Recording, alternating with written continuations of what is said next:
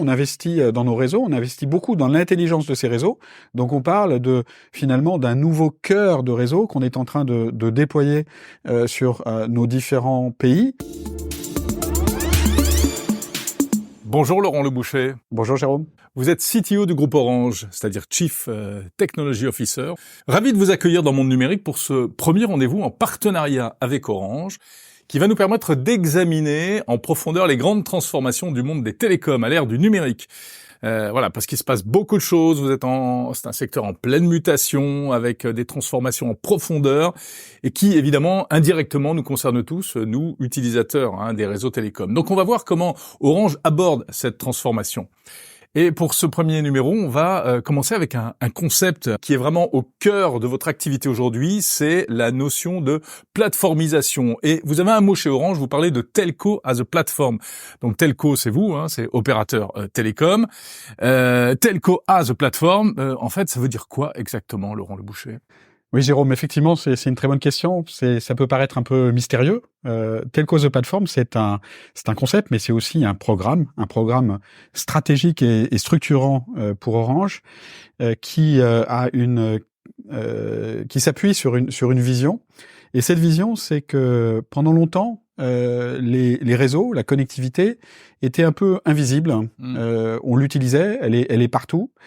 Mais de plus en plus, grâce à la technologie, grâce aux évolutions comme le cloud computing, grâce à l'intelligence artificielle, grâce au edge computing, on voit qu'il y a des usages nouveaux qui sont en train d'arriver, qui vont demander que le réseau soit beaucoup plus exposé aux développeurs, pour que les développeurs d'applications métiers, dans différents domaines, des domaines qui touchent tous les utilisateurs, comme vous et moi, mais aussi des utilisateurs dans les domaines industriels, par exemple, utilisent le réseau d'une certaine façon, avec une certaine qualité de service, avec certaines propriétés, pour faire des applications extrêmement riches. Et d'une certaine façon, c'est un petit peu comme si on prolonge les capacités du cloud computing pour construire une plateforme qui intègre les possibilités des réseaux. Ouais, c'est-à-dire que les réseaux ne sont pas ce qu'on appelle des dumb pipes, des tuyaux idiots. Exactement. Il y a de l'intelligence là-dedans et on peut leur faire plein de choses. Et on peut leur faire plein de choses. Il y a plein de propriétés. On investit dans nos réseaux. On investit beaucoup dans l'intelligence de ces réseaux.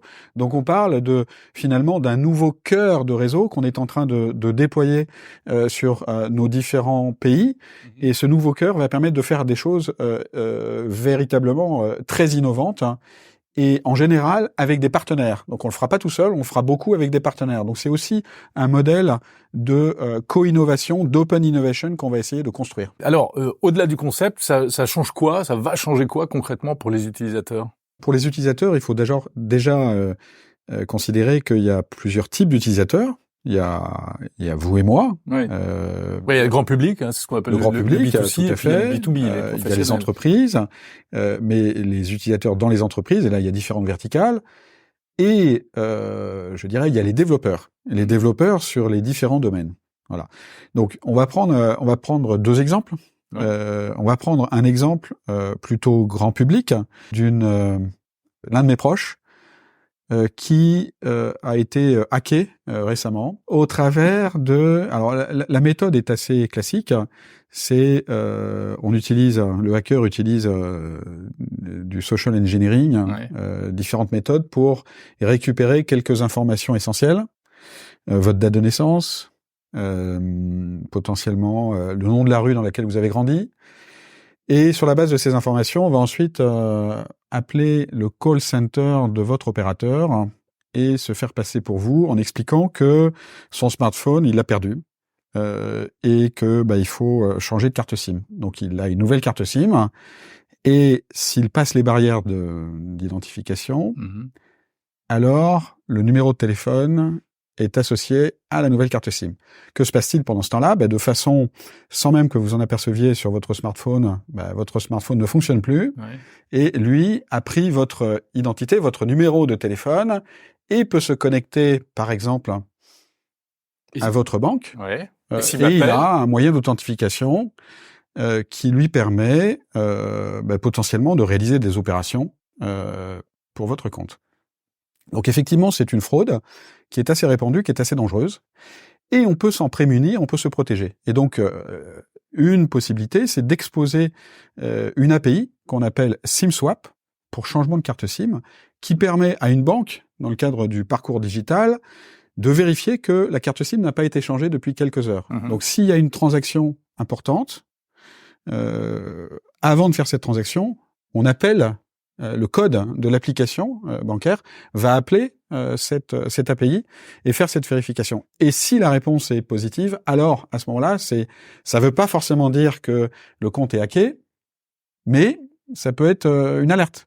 Et donc dans ce cas-là, on prend les précautions. Voilà. Donc ça, c'est un premier exemple en fait qui montre que on peut utiliser le réseau pour des cas d'usage qui touchent tout le monde. Donc ça, concrètement, ça permettrait de faire face à quel type d'arnaque ? Eh bien, ça permettrait en fait d'éviter les situations où, au moment où la banque demande une double authentification au travers du numéro de mobile et en envoyant un SMS, d'éviter d'envoyer le SMS au hacker et donc de s'assurer que votre numéro de mobile est toujours en votre possession. Et donc ça, c'est au niveau du réseau que ça se passe. Absolument. C'est facile à faire ? Alors c'est assez facile. On a déjà exposé cette API en Espagne, et donc elle est utilisable aujourd'hui. On l'utilise aussi en France, et on le fait aussi avec d'autres opérateurs, à la fois en Espagne et en France. Pourquoi vous l'avez pas fait avant ? Alors ça prend un petit peu de temps parce qu'il faut aligner tous les opérateurs. Il faut que tous les opérateurs d'un même pays, sur un cas d'usage comme celui-là, exposent la même API pour que la banque puisse, dans son application digitale, protéger tous ses clients. D'accord. Donc en fait, c'est la banque qui implémente cette solution technique grâce à votre API. La banque va développer son application, son application mobile, et l'application mobile de la banque va utiliser une API exposée par les opérateurs. Alors ça, c'est le premier exemple. Un deuxième exemple des applications possibles avec cette plateformisation ? Alors un deuxième exemple, c'est celui des réseaux privés mobiles virtuels. Qu'est-ce que c'est qu'un réseau privé mobile virtuel ? C'est un réseau mobile qu'on va construire à la demande, de façon complètement automatisée, pour répondre à des besoins spécifiques d'une entreprise, d'une industrie, sur un campus industriel, pour par exemple des journalistes en déplacement, sur un événement sportif, pour des forces de police aussi qui ont besoin d'avoir des moyens de communication, par exemple en push to talk.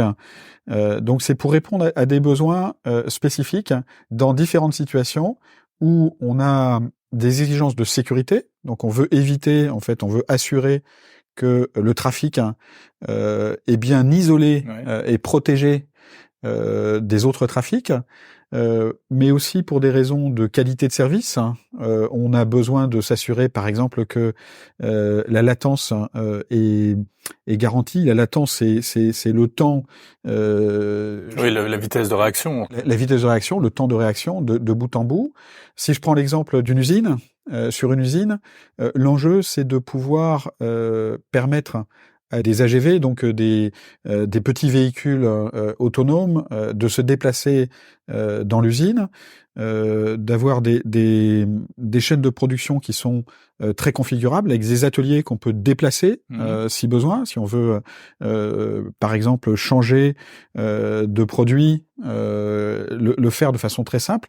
Lorsque tout est câblé, ça prend du temps de reconfigurer l'usine. Si on remplace tout le câblage par des solutions à base de réseaux mobiles, dans ce cas-là, ça devient beaucoup plus simple, avec des caractéristiques également de latence qui deviennent essentielles. Il faut être capable de garantir 10 millisecondes de bout en bout ou moins.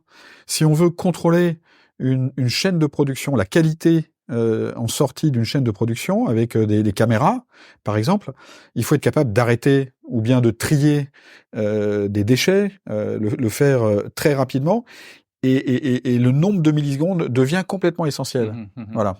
D'accord. Ça, c'est permis notamment par la 5G. Alors c'est permis par la 5G, c'est permis par les évolutions du réseau 5G. On a besoin pour ça de pouvoir introduire des mécanismes nouveaux. On appelle cela la 5G standalone, et la possibilité de découper le réseau 5G en petits sous-réseaux qu'on appelle des slices, des tranches, qui vont vraiment être concentrés sur les exigences spécifiques du cas d'usage. Et ce qu'on veut surtout, ce qui est très important, c'est que la construction, le déploiement de ces solutions-là soit complètement automatisé, soit réalisable de façon extrêmement simple, as a service, et finalement appelable par des API et à la demande. Ce qui veut dire, Laurent Leboucher, que, je sais pas, une grosse usine qui a besoin de mettre ça en place, du jour au lendemain, elle vous appelle, et vous, il y a quelqu'un sur son ordinateur qui peut mettre ça en place. Alors, elle n'a même pas besoin de m'appeler, parce que elle peut le faire directement. Depuis son application de gestion de son usine. Son application de gestion de son usine a la possibilité de venir configurer, de rajouter un slice si c'est nécessaire, de pouvoir configurer ses différents devices, de pouvoir aussi utiliser les possibilités de géolocalisation dans l'usine. Donc il y a plein de choses en fait qui sont possibles grâce à ces nouveaux réseaux. Ouais. Et tout ça, ça a un coût, j'imagine. Et c'est là où effectivement, on rejoint ce qu'on disait au début, ça devient un service monétisable. Alors bien sûr, c'est un service monétisable, c'est un service en fait qui crée de la valeur nouvelle pour nos clients. Et cette valeur, en fait, est également pour nous aussi un moyen de générer aussi de nouveaux revenus. Bien sûr.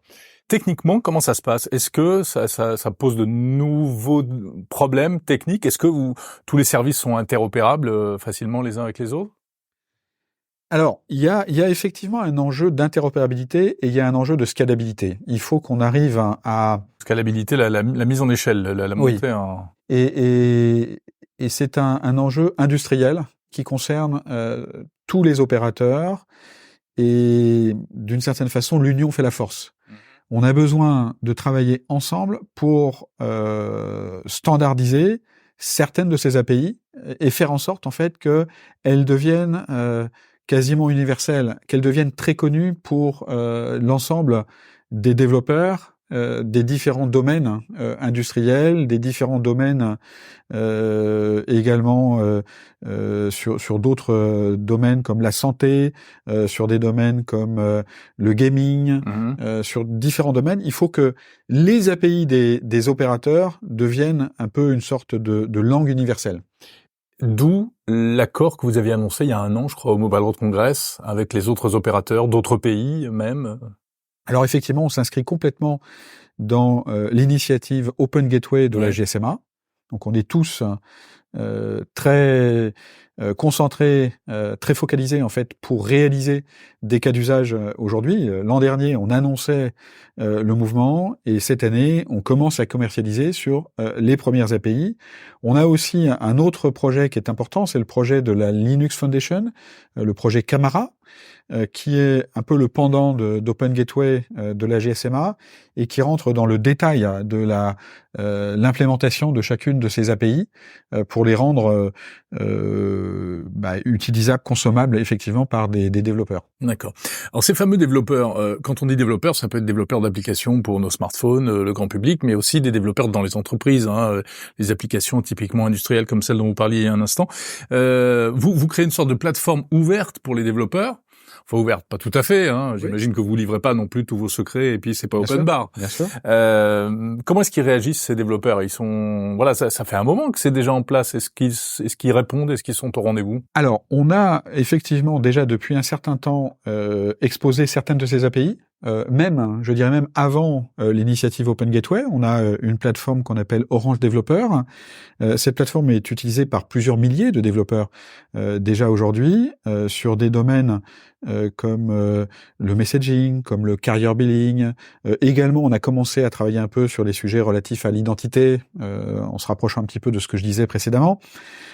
Mais en fait, on veut vraiment changer d'échelle maintenant. On veut vraiment aller beaucoup plus loin. Et pour ça, on va avoir toujours besoin de notre plateforme Orange Developer, mais on pense qu'on aura besoin aussi, et on va travailler étroitement avec d'autres partenaires. On va travailler très étroitement, on va continuer de travailler avec des agrégateurs qui vont être un peu plus spécialisés sur certains sujets, comme par exemple sur les solutions de détection de la fraude.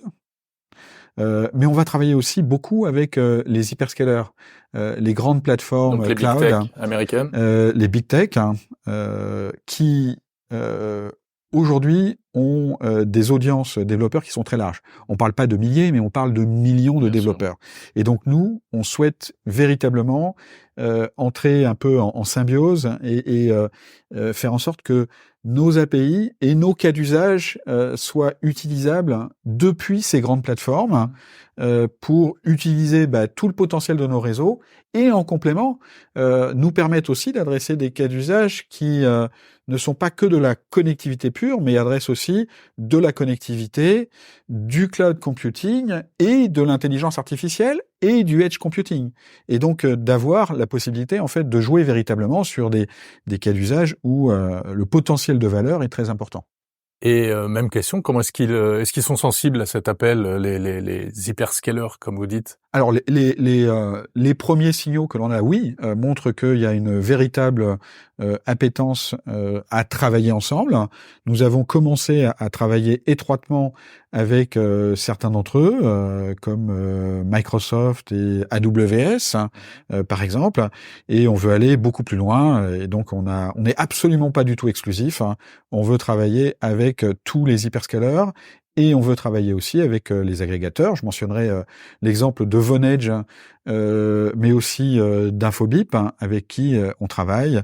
Et il y en a d'autres. Et on va continuer en fait. Professionnel. Alors, c'est sur différents domaines. Les agrégateurs, en fait, ont la possibilité d'agréger les API de différents opérateurs ensemble. Par exemple, lorsqu'un développeur d'une grande plateforme de jeu comme Epic Games a besoin d'utiliser une API de qualité à Dadland pour garantir que l'expérience de jeu va être excellente avec un temps de latence très court, il va souhaiter que ça puisse fonctionner sur tous les opérateurs d'un même pays, sur une même géographie. Et l'agrégateur va lui offrir en fait cette capacité. Voilà. Oui. Donc on a besoin de travailler avec des agrégateurs, on a besoin aussi de faire en sorte que nos API et nos assets puissent être utilisables aussi sur les marketplaces des hyperscalers qui ont la possibilité d'attirer beaucoup de développeurs et de combiner à la fois des assets telco, comme ceux que je viens de décrire, mais aussi des assets de cloud computing, des assets d'intelligence artificielle, d'utiliser aussi au travers de leur plateforme nos possibilités de edge computing pour offrir en fait une toolbox qui devient extrêmement pratique. Allez, encore une question, Laurent Le Boucher, on parle donc d'un haut niveau de technicité, d'intelligence même, mais il y a un mot que vous n'avez pas cité, pourtant c'est le mot à la mode, c'est l'intelligence artificielle. Il y a de l'IA là-dedans ? Alors je l'ai un petit peu cité quand même, mais je dirais que l'intelligence artificielle, on va la trouver à différents endroits. Déjà, quand on va développer certains des cas d'usage que je citais, on va combiner à la fois de la connectivité à la demande, du edge computing et de l'intelligence artificielle. Si je reprends l'exemple de l'usine, avec des caméras et de la computer vision, on aura besoin d'intelligence artificielle. Donc on combinera à la fois des assets réseau et du cloud, du edge et de l'intelligence artificielle pour, par exemple, détecter des défauts sur une chaîne de production. Mais il y a aussi de l'intelligence artificielle enfouie, qui est dans le réseau et qui va nous aider à automatiser au maximum l'exploitation, le management du réseau. Parce que vous imaginez bien que pour réaliser cette plateforme, on va avoir besoin que le réseau soit essentiellement automatisé au maximum pour offrir toutes ces possibilités à la demande. À la demande, ça veut dire que derrière, quand on construit un réseau à la demande, derrière, c'est automatique. Pour le réaliser et pour s'assurer que la qualité est maintenue dans le temps, l'intelligence artificielle prend un très grand rôle dans l'exploitation du réseau. Merci Laurent Leboucher, merci beaucoup d'avoir répondu à mes questions et je rappelle que vous êtes le CTO, le Chief Technology Officer du groupe Orange. Merci Jérôme.